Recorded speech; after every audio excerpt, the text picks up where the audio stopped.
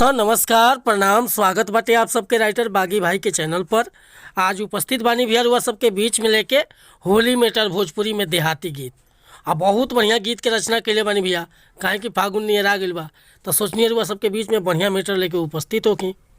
आज के मेटर वाकई धांसू बाटे, बस म्यूजिक नया बने के चाहिए, गायकी में दम होके के चाहिए, गाना 100% बच जाए भैया। चली देर ना करते हुए मेटर के शुरुआत कइल जा कि कैसे गावे के बा, का एकर धुन बा, का लय बा, कैसे कंपोज के लिए बानी।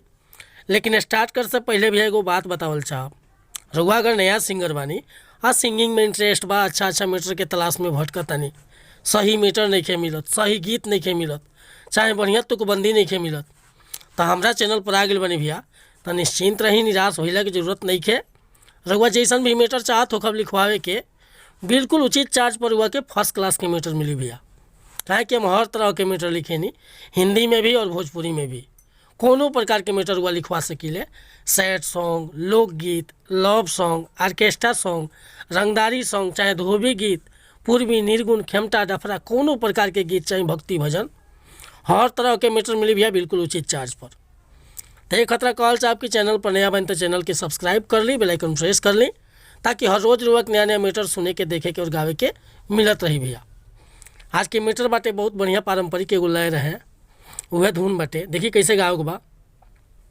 एगो औरतिया के पति परदेश बाड़न आ घरे नहीं खाना होता, जानते बानी पर्व त्यौहार के बीच अगर कोनो भी औरत चाहे कि हमारे पति हमरा लगे रहस, तो ये फागुन के महीना चलता, फोने पर बात होता। देखी का कहती औरतिया अपना पति से कि असो फागुन में घरे न अइब, सुनो ये राजा बहारबा से।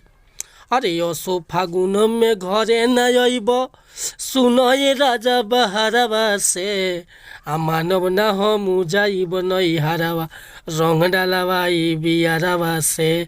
मानव न हम जाइब नैहरवा, रंग डालवा ई बियारवा से। असो फागुन में घरे न अइब, सुनो ये सैया बहारवा से। अरे असो फागुन में घरे न अइब, सुनो ये राजा बहारवा से। आ मानव न हम जाइब नैहरवा, रंग डालवा ई बियारवा से। मानव न हम जाइब नैहरवा, रंग डालवा ई बियारवा से। तब भैया ये मेटर मुखड़ा लेकर हुआ सबके बीच में उपस्थित रहनी हो। अगर ये गीत पसंद बा, फुल गीत लिखवावे के चाहता नहीं, तो बिल्कुल उचित चार्ज पर हुआ के फुल मेटर व्हाट्सअप के जरिए मिल जाए। हमारे व्हाट्सअप के नंबर बाटे भैया 8874473128। तब यही चक्र हुआ कोनो भी प्रकार के मेटर लिखवावे खतरा आ चाहे नया म्यूजिक बनवावे खतरा संपर्क कर सकता नहीं भैया। वीडियो पसंद आई हो तो एगो लाइक करब, एगो कमेंट करब, आ चैनल पर नया होखम तो चैनल के सब्सक्राइब कर दे। मिलत नहीं अगला वीडियो में कुछ नया गीत के साथ, तब तक के लिए वो सब सम्मति चाहता नहीं। कोनो गलती त्रुटि है विजय बागी से भरी तो क्षमा चाहत नहीं भैया। नमस्कार प्रणाम धन्यवाद भैया। जय हिंद जय भारत।